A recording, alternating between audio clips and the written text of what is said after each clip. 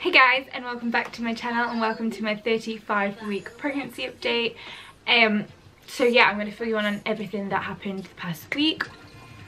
So I mentioned that last week I had agreed to go to the physio and hopefully see if they could give me the crutches and things like that, just to like help me out. And I have actually now been given my crutches. So these hopefully are going to help me out a little bit with getting up when I'm walking around and I haven't got the pusher to sort of lean on, and like, you know, just general help. So I do actually now have my crutches. So yes, that is the main thing of the week. Yay me. So I was a little bit apprehensive to go to the physio. That's why I kept turning it down all the way through.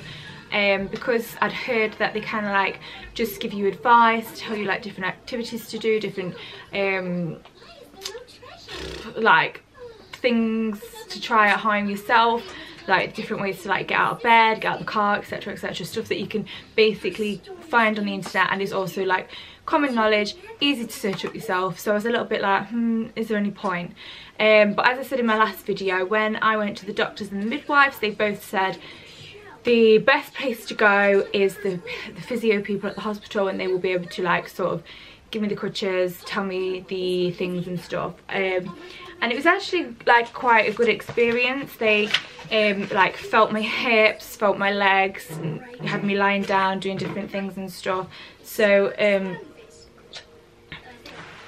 so they could see like where the pain was, where it was tight. And I actually learned that not only have I got the pain like in my hips and things, I've also got like a weak abdominal.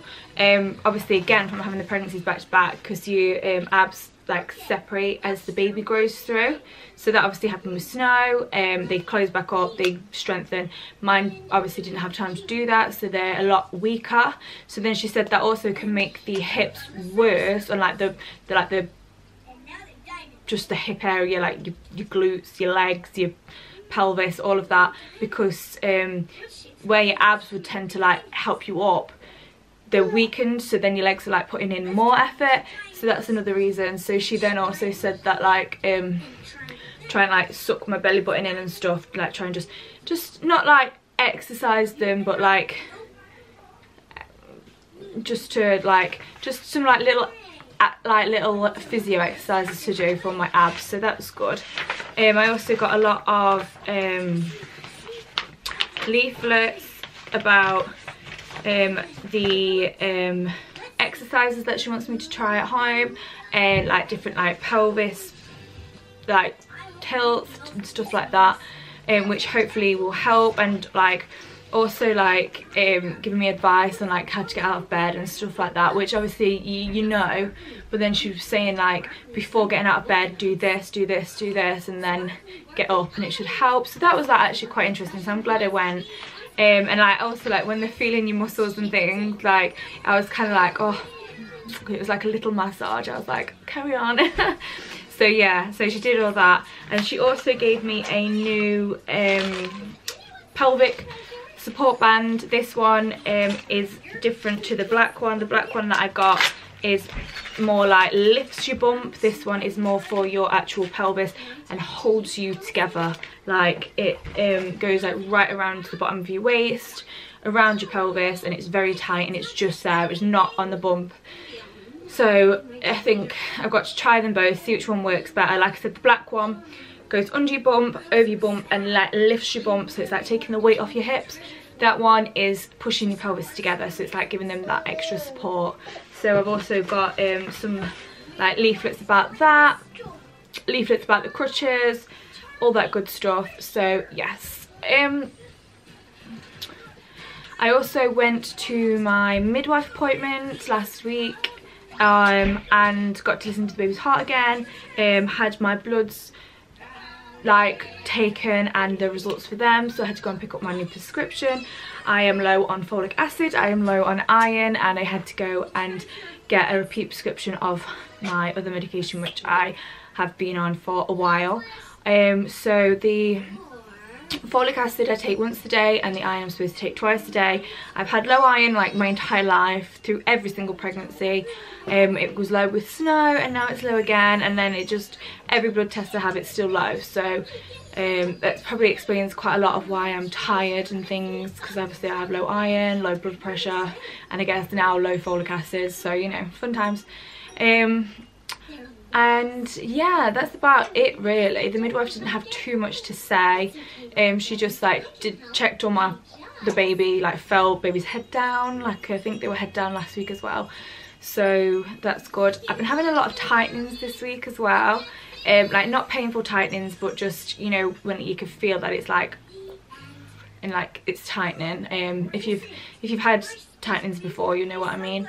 And just the pain in my hips is getting worse and worse and worse. But like I said, hopefully these crutches will help. I'm hoping as well, now that I've got like these folic acid tablets, that maybe I'll get a bit more like energy and things, or like everything that I've kind of been lacking will hopefully, like, I don't know, make me feel better. I'm definitely going to try and stick on top of all the medication and things, especially in these last few weeks, because the last thing you want is to be feeling tired, run down, exhausted when you're going to go into labour. Like, you just don't want that. So I'm going to try and get like as much rest as possible, even though it's really actually impossible with 3 children and life and Christmas. Christmas is in 1 week. Christmas 1 week today. So we've got like lots of plans over the weekend, and then obviously it's Christmas and things. So I'm going to try my best, keep on top of my iron, keep on top of my folic acid, take my prenatals, and just try and get as much energy and nutrients and goodness into me as I can before labour, because it literally could be any day now.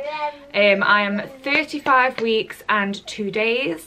And again, I will say again, I've said in loads of videos, my son was born at 36 weeks, completely natural reasons, like there was no reason to go into labour, it just, labour naturally started at 36 weeks. Snow was also early, so it could be any day technically, so we've got to just sort of be prepared at this point. The countdown is on, especially like with these tightenings and things happening. I've also read online that things like getting like overly emotional and overly sensitive can be like a sign that labour is sort of happening. And I know that you get like pregnancy hormones anyway during your pregnancy, but you know, like I've been like extra hormonal, so I don't know, I was like googling it and I was like, what's that mean? And it's like, it could be a sign of labour starting soon. So I was like, oh my god. So who knows, it could just be the fact that I'm extremely tired and fed up because I'm not getting much sleep at all. I'm waking up like a lot because of the pain, like when I move, and like when you move in the night you tend to just be asleep, like you probably don't even notice that you're doing it, but because of the sharp pain that I'm getting, it's like waking me up. And then once I'm awake, and then I'm on my phone, and then I turn the telly on, and then sometimes like I'll wake up and I can like sense that Snow's gonna wake up soon because she's shuffling, so I'm like, well, there's no point in going to sleep, I might as well wait. So yeah, I'm not having much sleep recently. I've only got 2 more days of school runs, thank the Lord. So school runs can just get out and go, and then I can just lie in, saying like, once the school runs are over I can afford to be a little bit more lazy and have a little bit more rest. So I've got a feeling that after these 2 days of school runs it's going to be a lot of pyjama days, except for the weekend, like I said, because we have plans. We're going to the Santa Safari on a press trip, so that's going to be exciting. We've collabed with West Midlands Safari Park and we're all getting sent there for free, so I'm very, very excited for that, and very, very grateful as well. So I'm definitely not turning that down, and fingers crossed I don't go into labour, because it's something we've been excited for a couple months now. And yeah, that's about it really. Hopefully update you on my 36 weeks. If not, it will be my obviously labour vlog, but let's just hope that, I'm hoping to at least stay pregnant until the new year, so send your prayers.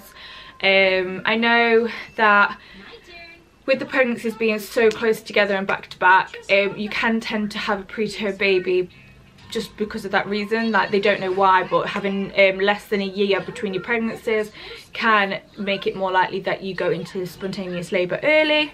Obviously I had 3 months between pregnancies, so that's not a very long time at all. Obviously, like I said, a history of preterm labour.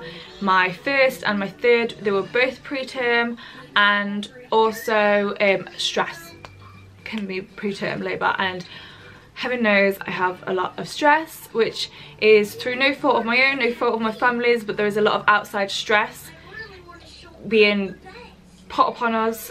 But yes, I have a lot of stress, unnecessary stress, which is not fun at the best of times, let alone when you're bloody in your 3rd trimester, and I have 3 kids already, and your life is crazy anyway. Like, stress is not good at the best of times, let alone when you're pregnant.